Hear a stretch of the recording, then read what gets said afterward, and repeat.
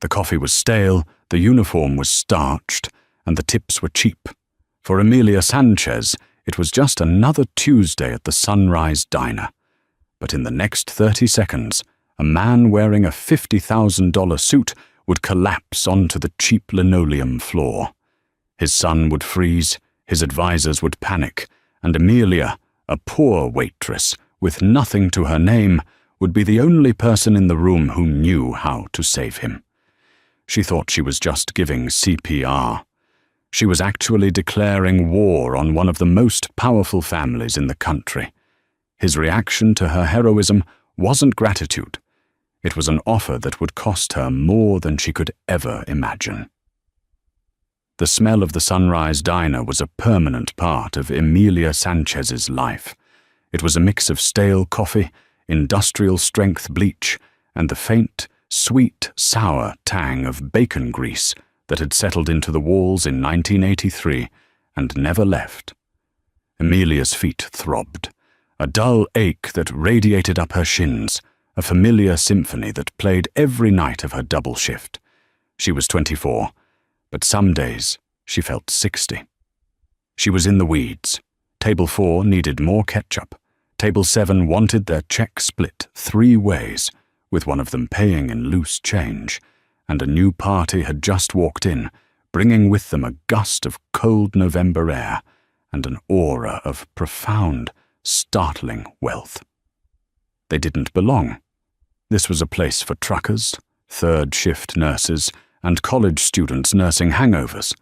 This was not a place for a Bentley Mulsanne, which sat at the curb like a black panther that had mistakenly wandered into a petting zoo.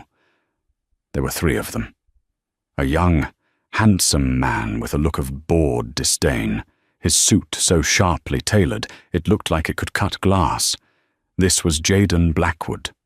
Beside him, a woman in her late 40s, Cynthia Hayes, with a severe haircut and a tablet she never looked up from.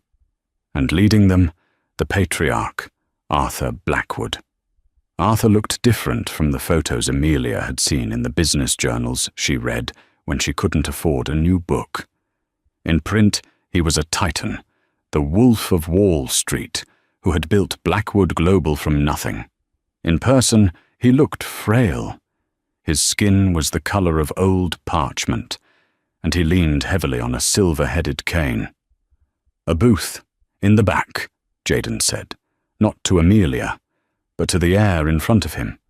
Emilia grabbed 3 menus, wiping a damp spot off one with her apron.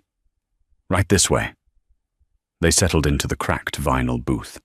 The silence between them was louder than the diner's kitchen. "Coffee?" Emilia asked, pot in hand. "Good God, no," Jaden scoffed. "Do you even have mineral water? Perrier? San Pellegrino?"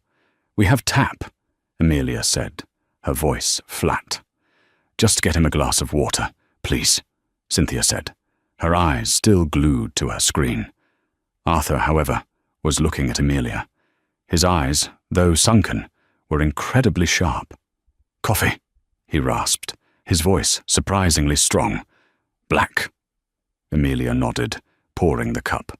As she set it down, her hand brushed a copy of Advanced Cardiac Life Support that was peeking out of her worn backpack. She was 3 semesters into a nursing program she couldn't afford to finish, her studies on an agonizing pause. "What are we doing here, Father?" Jaden hissed, keeping his voice low. "This is a PR stunt. We're a block away from Le Cirque. This is disgusting." "This," Arthur said, taking a sip of the diner coffee and wincing, "is where I made my first deal. Sold a used car parts manifest to a shipping foreman, right in this very booth. I wanted to see if it still felt the same." "It doesn't," Jaden said. "It smells of failure." "It smells of work," Arthur countered, his voice rising. And then it happened. Arthur's eyes went wide. He gasped, a wet, choking sound. His hand, frail and covered in liver spots, shot to his chest, clutching the expensive lapel of his suit. The coffee cup clattered to the floor, shattering. "Father," Jaden said, annoyed, "stop being dramatic." But this wasn't a drama. Arthur Blackwood slumped forward, his forehead hitting the Formica table with a sickening thud. Cynthia Hayes finally looked up, her face a mask of panic. "Arthur! Arthur!" Jaden just stared, frozen. "Oh my God, is he? Someone do something!" The diner went silent. Amelia, 10 feet away, saw it all. She saw the blue tint creeping into Arthur's lips. She saw the lack of breathing. She didn't hesitate. "Call 911, she screamed at the cook, Sal. "Tell them potential cardiac arrest." She was at the booth in 2 strides. "Move!" she yelled at Jaden, shoving him bodily out of the way. She and Sal pulled the heavy, unconscious man from the booth and onto the floor. "Get off him! What are you doing?" Jaden shrieked. "You'll be sued! You're a waitress!" Amelia ignored him. She ripped open Arthur's expensive shirt, scattering buttons. She put her ear to his mouth. No breath. Her fingers went to his carotid artery. No pulse. "He's in V-fib," she muttered, the training kicking in, pushing the panic down. "Where is Henderson? Did he buy the AED?" "What?" Sal stammered. "The defibrillator," Amelia yelled. "By the fire extinguisher." Sal ran. Amelia clasped her hands, placed them on the center of Arthur Blackwood's chest, and began to push. 1 and 2 and 3 and 4. The world shrank to this single, terrifying task. The man's suit cost more than her nursing degree. His son was screaming at her. His COO was filming her with her phone. "For legal purposes," she was shouting. Amelia just kept pumping. The man's ribs groaned under her hands. She kept pumping. "Don't you touch him! We have private doctors!" Jaden yelled. "His private doctors aren't here!" Amelia grunted, sweat beading on her forehead. "And in 3 more minutes he'll be a vegetable. Sal, the AED!" Sal returned, ripping the red box off the wall.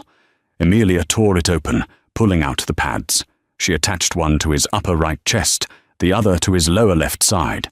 The machine's automated voice filled the diner. "Analyzing rhythm. Do not touch the patient."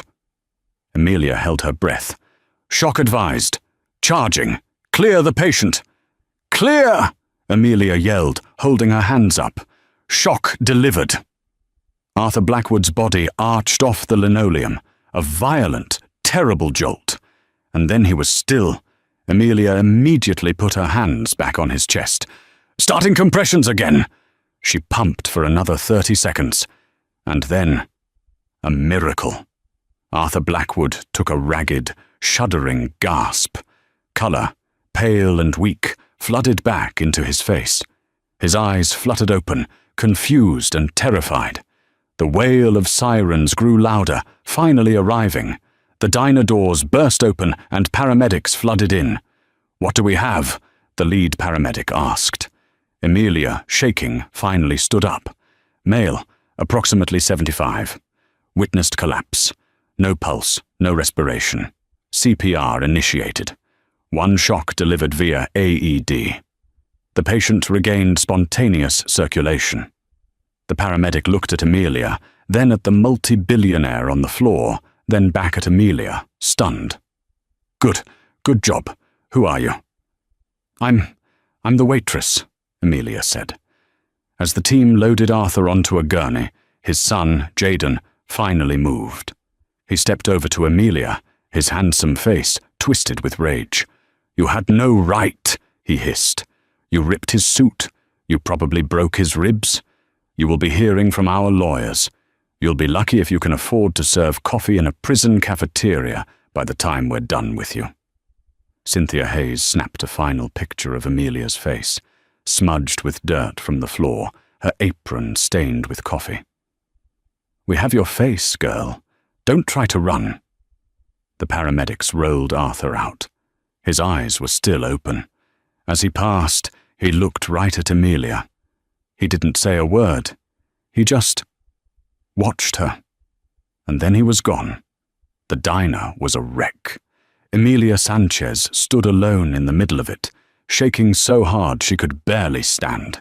She had just saved a man's life, and she was certain she had just destroyed her own. The next 48 hours were a special kind of hell.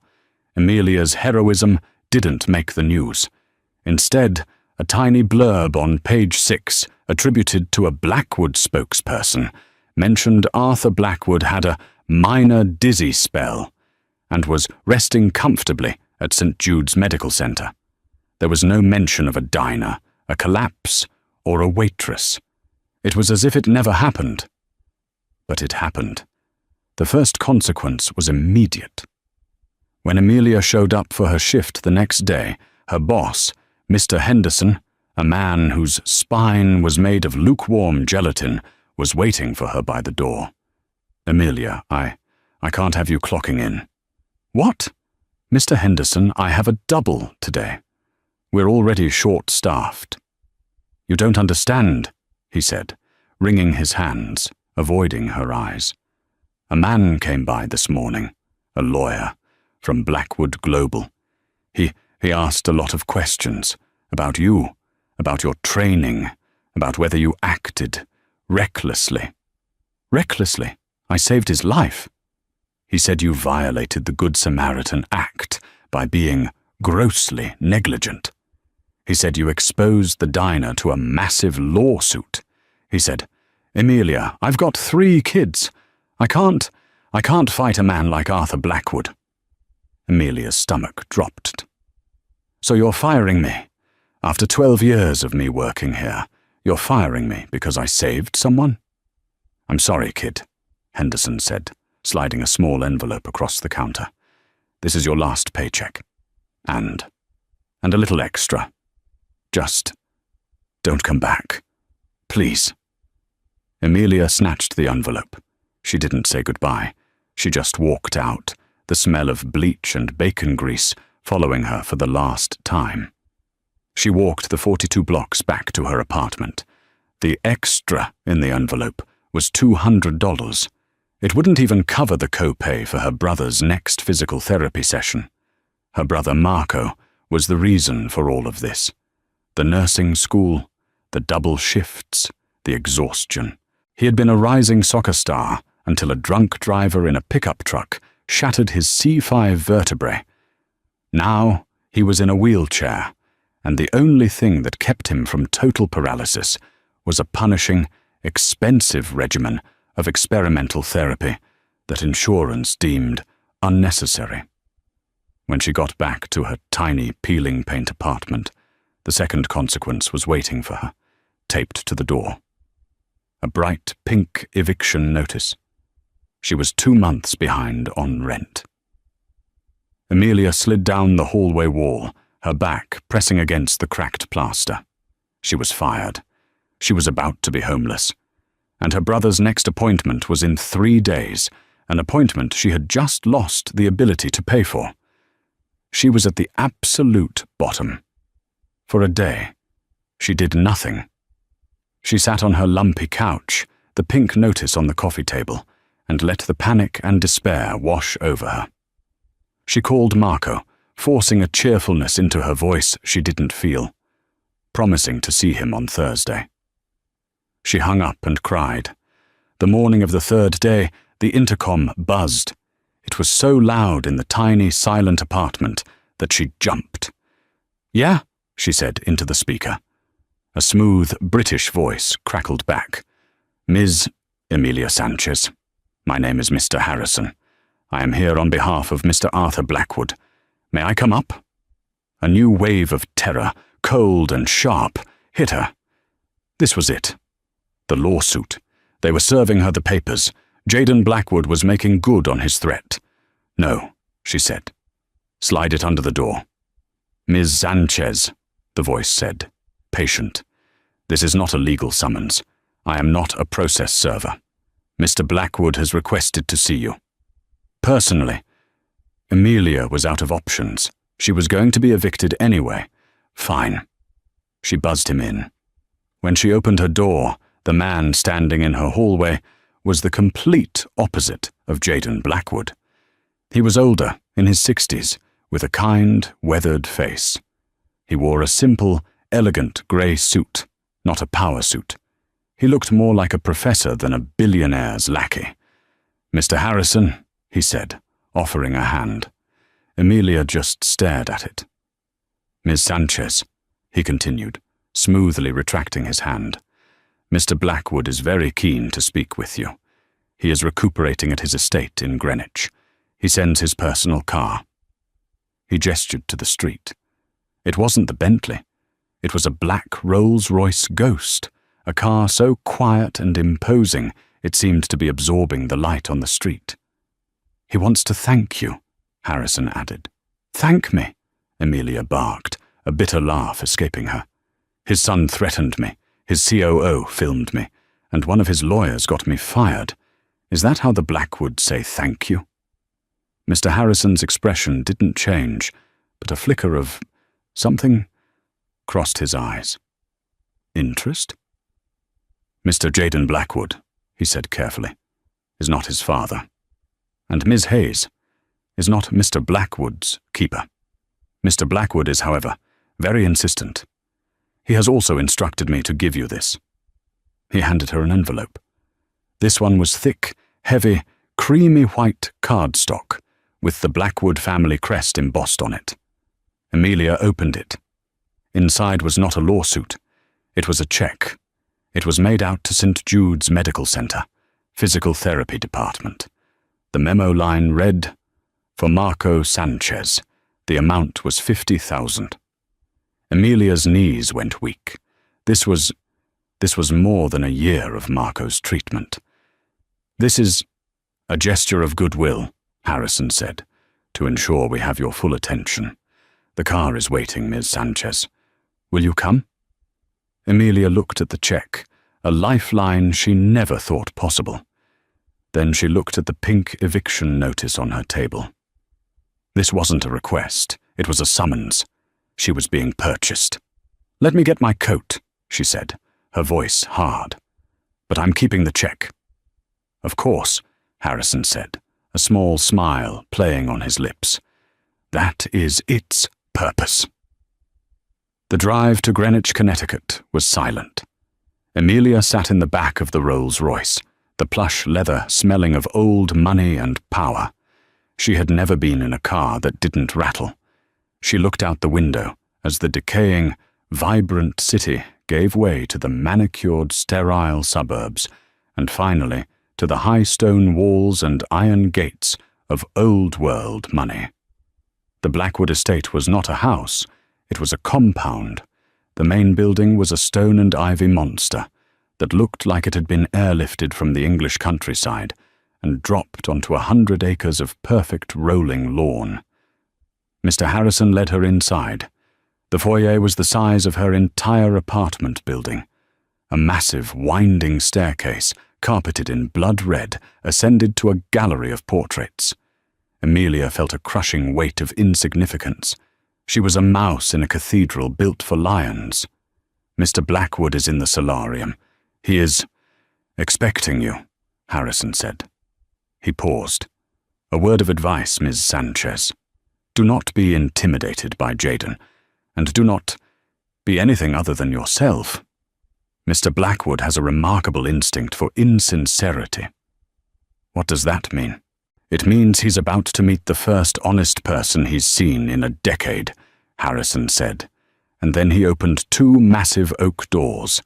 The solarium was a greenhouse filled with tropical plants and wicker furniture, and in the center, looking smaller and paler than ever, was Arthur Blackwood.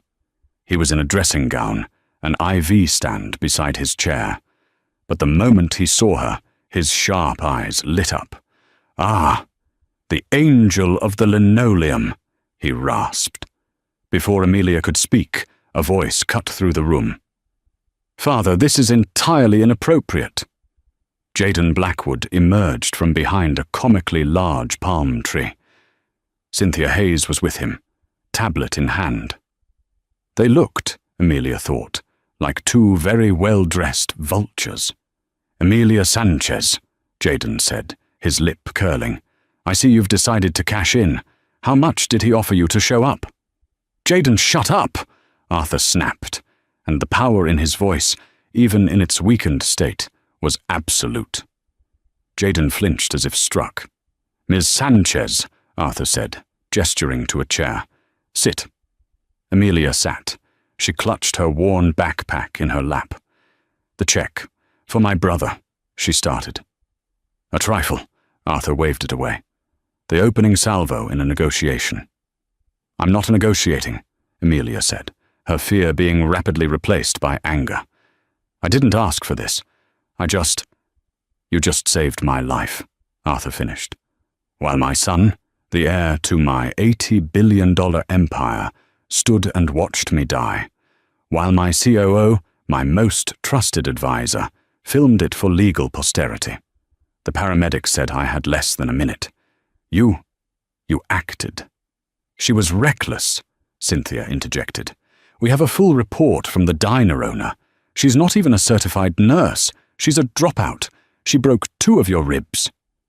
"A broken rib is a small price to pay for a heartbeat," Arthur growled. "I'll take it over Jaden, who would have checked my stock portfolio before he called 911. Jaden turned bright red. "Father, that is unfair. I was in shock." "You've been in shock your entire life," Arthur said dismissively. He turned his full attention back to Amelia. It was like a spotlight. "I've been watching you, Mrs. Sanchez, for the last 48 hours. I had Mr. Harrison conduct a thorough investigation. He knew. He knew about Marco. He knew about the nursing school. He knew about the eviction. He knew about the string of low-paying jobs she'd held down since she was 16. "You're a fighter," Arthur said, "but you're fighting the wrong battles. You're fighting for scraps."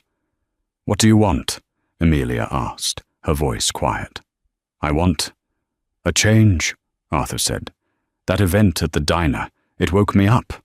I am surrounded by piranhas, Miss Sanchez. Piranhas in bespoke suits, but piranhas nonetheless. They are all waiting for me to die." "Father, we are not," Jaden protested. "Your protestations bore me," Arthur said. "Here is my reaction to your heroism, Miss Sanchez. Here is my offer. It's not a check. It's not a reward. It's a job." Amelia blinked. A job? You're offering me a job?" "I am. My current personal assistant, it seems, has taken an indefinite leave of absence after my incident. I suspect Jaden scared him off. I need a new one. I need someone to manage my schedule, my medication, my appointments, someone who will be with me day in and day out." "You want me?" Amelia said, incredulous. "A waitress? To be your assistant? I don't know anything about your world." "I don't need you to know about my world," Arthur boomed, a flash of his old power returning. "I need you to know about reality. I need someone who isn't afraid to get their hands dirty. Someone who acts. Someone who, quite frankly, isn't already on my son's payroll.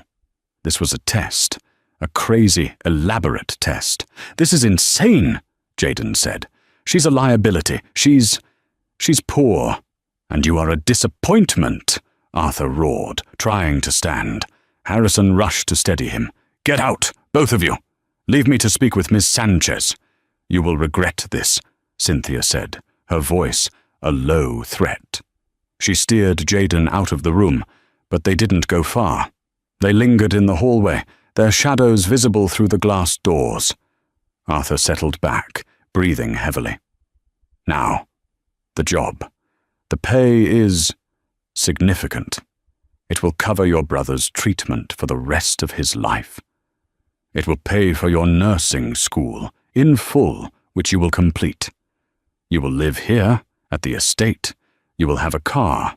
You will have access." "Access to what?" "To me," Arthur said, his eyes intense. "And in doing so, you will become the single most hated person in this house, besides me.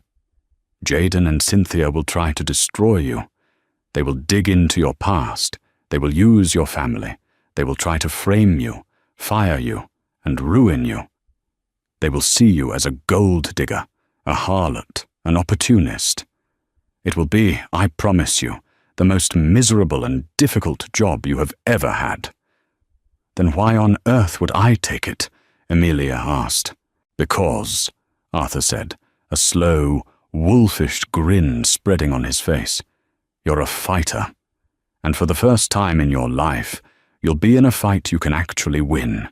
You'll be in the ring, not just cleaning up after the match." He extended a frail hand. "So, Ms. Amelia Sanchez, do you want to keep serving coffee, or do you want to help me change the world?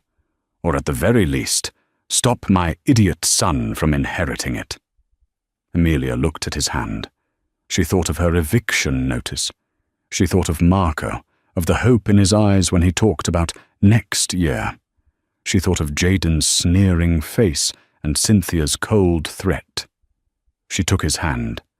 It was cold, but the grip was surprisingly strong. "When do I start?" "You just did," Arthur said. "Now, ring that bell. My new assistant can get me a real cup of coffee. Not that diner will." Amelia's new life began instantly. Her suite at the Blackwood estate was larger than her entire apartment building. It had its own kitchen, a fireplace, and a bathtub that looked like a small boat. She owned 3 pairs of pants, 2 diner uniforms, and a threadbare sweater. Mr. Harrison, seeing her paltry luggage, discreetly arranged for a wardrobe allowance and a personal shopper. "Mr. Blackwood insists his staff look appropriate," Harrison explained gently. "You are now an extension of him." But the new clothes felt like a costume. The real job was far from glamorous. It was a 24/7 watch. Amelia's nursing training, which she thought she had abandoned, became her most valuable asset. Her official title was personal assistant to the chairman, but her real job was gatekeeper. Arthur was weaker than he let on. The dizzy spell had been a massive heart attack, a widowmaker, and the doctors were stunned he'd survived. Amelia's job was to manage the complex cocktail of medications, monitor his blood pressure, and, most importantly, manage his stress. And the primary source of his stress was his son. "He's trying to push me out," Arthur confided in Amelia one evening, as she was checking his blood pressure. They were in his private study, a room panelled in dark wood and smelling of old books. "What do you mean?" "The board," Arthur grunted. "Blackwood Global. Jaden is calling for an emergency meeting. He's trying to invoke the competency clause, to have me declared medically unfit to lead. He wants to be interim CEO. But he can't, can he? You're fine." "I'm fine because you're here, Ms. Sanchez," Arthur said, tapping her hand. "But Jaden and Cynthia are building a case, and they are using you as their main weapon." The attack came from Cynthia. It was subtle at first. Amelia's schedules would be accidentally double-booked. Important memos from Arthur's doctors would be lost in her new email account. But Amelia was meticulous. She'd spent a decade memorizing the complex orders of 8 top tables. A billionaire's schedule was easy by comparison. So Cynthia escalated. One afternoon, a man approached Amelia as she was picking up a prescription at the pharmacy in town. He was handsome, in a sleazy, tabloid reporter way. "Amelia Sanchez?" he said, flashing a press badge. "Rick Jennings, New York Post. Got a minute?" "I'm sorry, I don't." "Big step up from the Sunrise Diner, huh? From waitress to— What is it exactly that you do for the old man?" He leered. "I'm his assistant. Excuse me." "My sources tell me you're more of a private nurse," Jennings said, blocking her way. "That you're the only one allowed in his room at night. That you're the one giving him his medicine. How much is he paying you to keep his secrets, Amelia?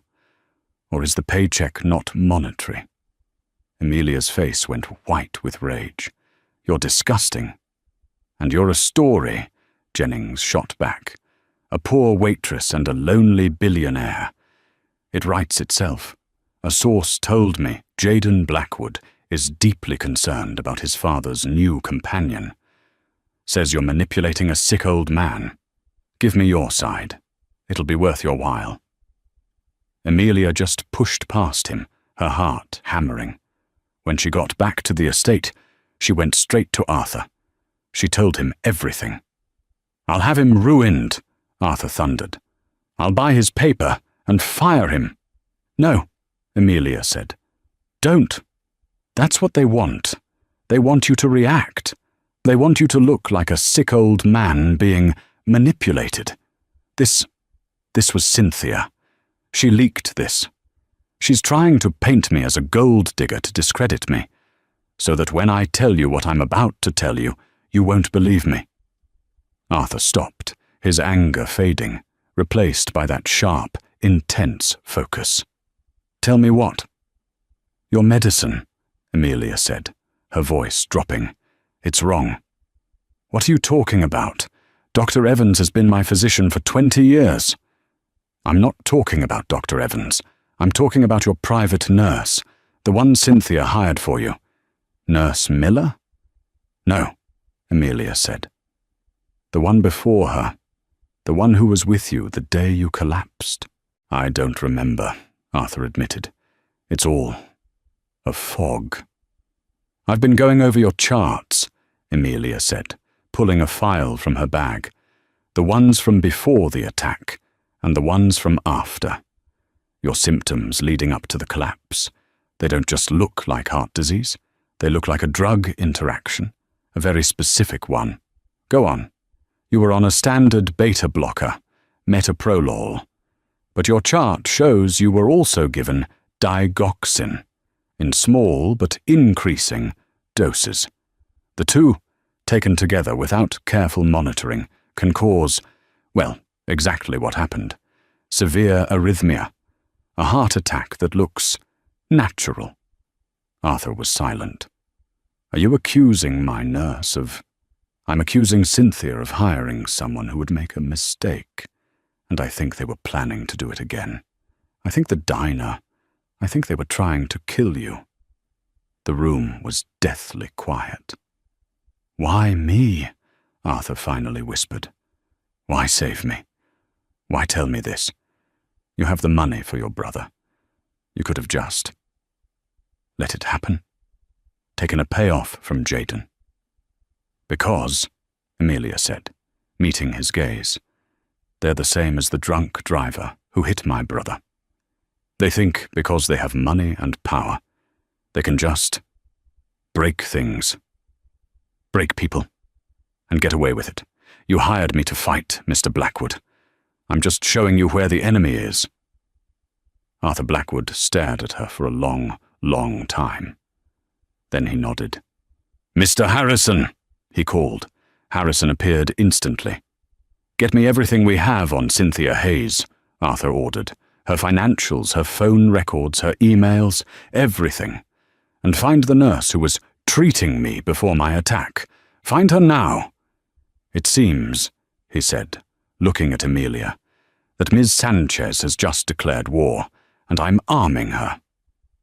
The next week was a blur of quiet, intense activity, while Amelia maintained the public facade of a dutiful assistant, fluffing pillows, scheduling calls, and enduring Jaden's daily barrage of insults.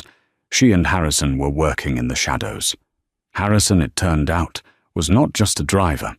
He was Arthur's former head of security, a man with a particular set of skills who had retired into the safer job of personal assistant out of loyalty. He was a ghost, and he was brilliant. "Found her," Harrison said, sliding a file onto Arthur's desk. Amelia and Arthur were in the study, which had become their war room. "The nurse," Harrison explained. "Her name is Nurse Donovan. She didn't just quit after your attack, sir. She fled. She's currently living in a luxury condo in the Cayman Islands, a condo that was purchased for her, in cash, 2 days after you were admitted to St. Jude's." "Cynthia," Arthur spat. "Not directly," Harrison said, pointing to a flowchart of bank transactions. The money was funneled from a shell corporation, which is owned by another shell corporation, which is a subsidiary of Blackwood Global's Special Projects Division, a division controlled by Jayden. No, Arthur said, shaking his head. Jayden is weak. He's a coward. He wouldn't have the guts for this. This is cold. He's a puppet, sir, Amelia said, her voice quiet. She'd been staring at the board. This is all Cynthia. Look, the shell corporations were set up 6 months ago. She's been planning this. Jayden just thinks it's his idea. She's using his greed and his daddy issues to manipulate him into giving her control. She wants the company, Arthur realized. She knows Jayden is incompetent. If he takes over, she'll be the one pulling the strings, the de facto CEO. So what's our move? Harrison asked, looking at Arthur. Arthur looked at Amelia. Ms. Sanchez, you're the one who spotted the snake. How do we catch it? Amelia's heart was pounding. This was insane. A waitress, a billionaire, and a spy planning a coup. They're not finished, Amelia said, thinking hard. Nurse Donovan was plan A. It failed. They'll need a plan B. They still need to get you declared incompetent. How are they going to do that? They'll try to prove I'm losing my mind, Arthur said, a grimace on his face. Exactly. So, they'll try to make you look forgetful or paranoid. They'll try to gaslight you, Amelia said. They're probably already doing it. Arthur's eyes met hers. My medication, the new nurse, Nurse Miller. She's been off, Amelia said. I've been watching her. She's too friendly with Cynthia, and she's been adjusting your dosage. She told me yesterday that you'd forgotten you'd already taken your afternoon pills. You didn't? I thought I hadn't, Arthur said, but I've been so foggy lately. She's drugging you, Amelia said, the pieces clicking into place. Not to kill you this time, to make you seem incompetent, to make you fail the competency hearing that Jayden has scheduled for next week. So we fire her, Arthur boomed. No, Amelia said, stopping him. If we fire her, they'll know we're on to them. They'll just find another way. We have to catch them. We need proof. A trap, Harrison said, a rare, cold smile on his face. I like it. The plan was simple, and it was terrifying. Amelia would swap Arthur's real medication, the pills that were designed to make him foggy, with placebos. Sugar pills. The competency hearing was scheduled for the following Tuesday at the estate. Jayden and Cynthia had insisted so that their own doctors could observe Arthur in his natural environment. In reality, they wanted to control the setting. The board of directors would be there, the doctors would be there, and Jayden and Cynthia would be there, ready to deliver the coup de grace. We'll replace the pills, Amelia explained to Arthur. You will pretend to be foggy and confused, just as they expect. You'll play the part of the senile old man. Harrison will be in the security room, recording everything. I will be by your side. And at the right moment, I don't know if I can, Arthur said, his voice small for the first time. Pretend to be what they all think I am. Amelia put her hand on his. You're not pretending. You're hunting. You're the Wolf of Wall Street, remember? You're just luring the prey. Arthur's eyes hardened. Get me the sugar pills, Ms. Sanchez. It's time to put on a show. The day of the hearing, the Blackwood estate felt like a mausoleum. The atmosphere was thick with tension. A team of stone-faced doctors, hired by Jayden, arrived first.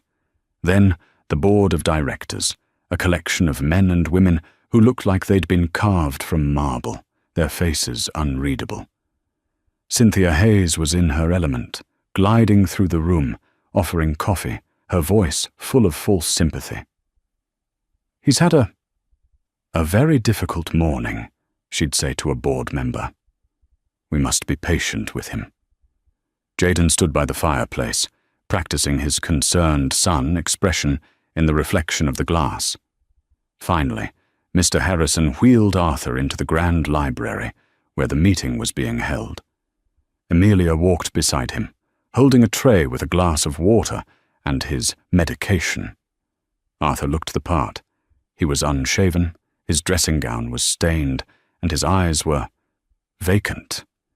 He looked, as Jaden had hoped, completely and utterly senile. "Ah, Father," Jaden said, rushing over. You made it. Good." Where am I?" Arthur muttered, looking around the room he had built. Is this the diner?" Jaden and Cynthia exchanged a triumphant, sickeningly sweet look. It was working. "No, Father," Jaden said, patting his hand. "We're in the library. Remember? We have some guests, just some friends here to chat." "Now, Mr. Blackwood," began the lead doctor, a severe man named Dr. Alistair Finch. "We're just here to ask a few questions, to check in on you. Can you tell me what year it is?" Arthur stared at him. "It's 1983. I have to sell the parts. Henderson is waiting." Amelia watched as, one by one, the board members' faces fell. They were seeing their titan, their leader, reduced to a babbling old man.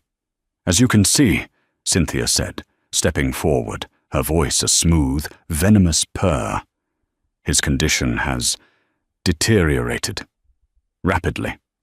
It is heartbreaking." She produced a handkerchief.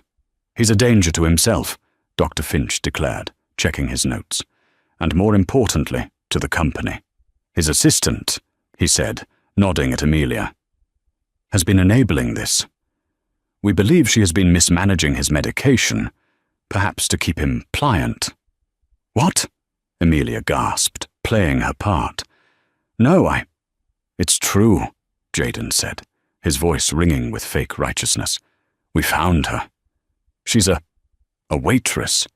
She's been feeding him pills, whispering in his ear, trying to get him to change his will.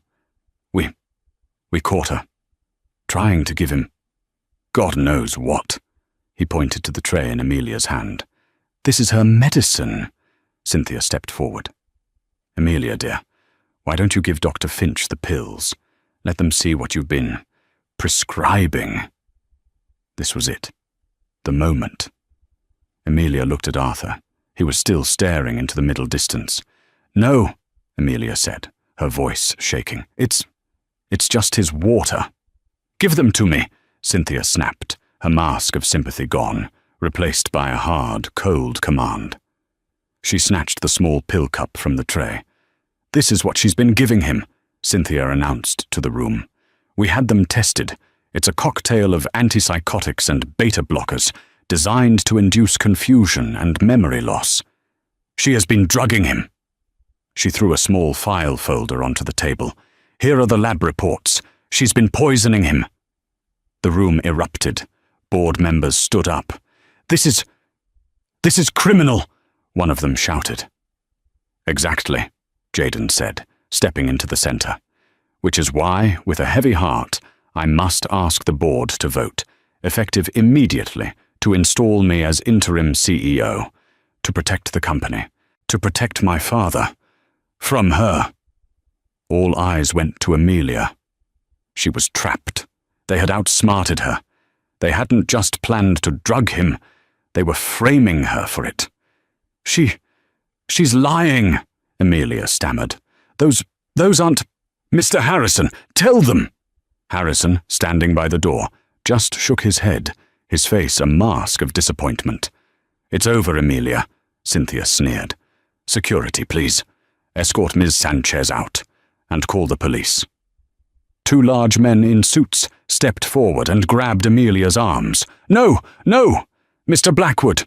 Arthur! Do something!" Amelia screamed. And then the senile old man spoke. "That's quite enough, Miss Sanchez," Arthur Blackwood said. His voice was not the reedy rasp of a sick man. It was the deep, powerful, absolute baritone of the Wolf of Wall Street. The room went dead silent. Arthur stood up from his wheelchair. He was not wearing a stained dressing gown. He had been covering a perfectly tailored three-piece suit. He ripped the IV line, which Amelia had filled with coloured water, from his arm. He looked magnificent. He looked furious. Jaden's jaw dropped. Cynthia's face went from triumph to bone-white terror. "Father," Jaden squeaked. "Do not call me father," Arthur roared. "You are no son of mine." He turned to the board. "Gentlemen, ladies, my apologies for the theatrics, but I felt it was important for you all to see, with your own eyes, the vipers I have been forced to harbour." He pointed a long, steady finger at Cynthia. Your lab report. It's a fake. A very good one, I'll admit. But you made one mistake. You had to get those pills from my room to test them, and you did it at 3:15 a.m. 2 nights ago. I don't know what you're talking about," Cynthia stammered. "Oh, I think you do," Arthur said. "Mr. Harrison? If you would." Harrison, no longer looking disappointed, tapped a button on a remote. A massive screen descended from the ceiling. "You see," Arthur continued, "Ms. Sanchez and I were concerned about my fog. So we installed a few new security cameras, very small ones." The screen flickered to life. It showed Arthur's bedroom in grainy night vision. It showed Cynthia Hayes in a silk robe sneaking into the room. It showed her opening Arthur's pill organizer, taking the pills and replacing them with others from a small bag in her pocket. "The pills I've been taking for the last week," Arthur announced, "are sugar. But the pills you thought you were stealing for your fake lab report, those were the real ones. The ones you've been poisoning me with for weeks. The ones Nurse Miller, who is currently in a holding cell at the 19th precinct, has already confessed to you provided." Cynthia Hayes made a small gasping sound, like a fish pulled from water. "And you," Arthur said, turning to Jaden. His voice lost its anger, replaced by a profound, cold sadness. You were just the muscle. The puppet. You were too stupid to do this on your own. She planned it all. The nurse in the Caymans, the competency hearing, the frame-up. She just needed a fool.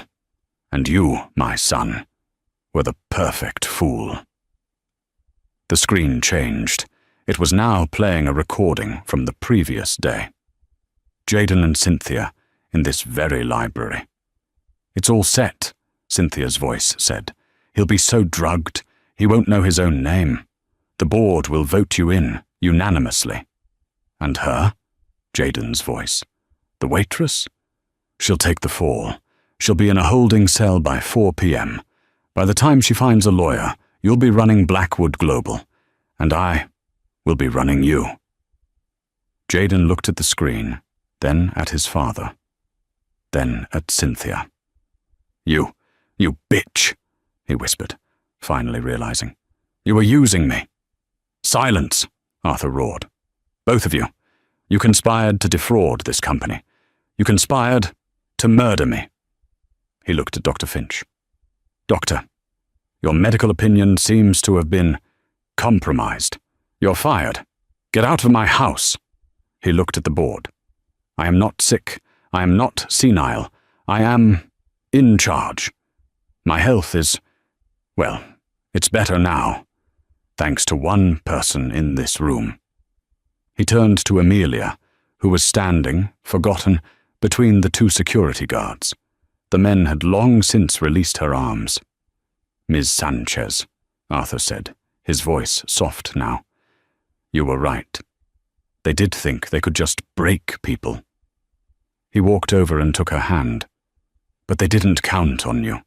They didn't count on someone who actually works." He turned back to the room, holding her hand high. Ladies and gentlemen, you have seen the old management. She, he said, nodding to Cynthia, is a criminal. He, nodding to Jaden, is an idiot. They are finished. As of this moment, Cynthia Hayes is terminated. Jaden Blackwood is disinherited. And I'm going to take a vacation. But who will run the company? One of the board members stammered. Arthur Blackwood smiled. That, he said, is the best part. The fallout was immediate and catastrophic. Cynthia Hayes and Jaden Blackwood were arrested on the spot. The in-house security men were, in fact, off-duty NYPD detectives that Harrison had hired. The charges were staggering: conspiracy to commit fraud, elder abuse, and attempted murder. The press, which Cynthia had tried to weaponize against Amelia, was now a feeding frenzy, with Jaden's billionaire fail son mugshot on every front page. Arthur, true to his word, went on vacation. A long one. He and Mr. Harrison went to a private island in Fiji, and his only communication was a single postcard to Amelia, which read, "Weather is here. Wish you weren't." Amelia, meanwhile, was left in the eye of the storm. The estate was quiet for the first time. The vipers were gone. She finally had time to breathe. She went to see Marco, who was thriving. The $50,000 had guaranteed his treatment, and he was already regaining feeling in his hands. "You're famous, Elle," he'd said, holding up a newspaper. The headline, "Waitress Saves Tycoon from His Own Family." "I'm not famous," she said. "I'm just unemployed, I guess." She had stayed at the estate, as Arthur had insisted, but her job was over.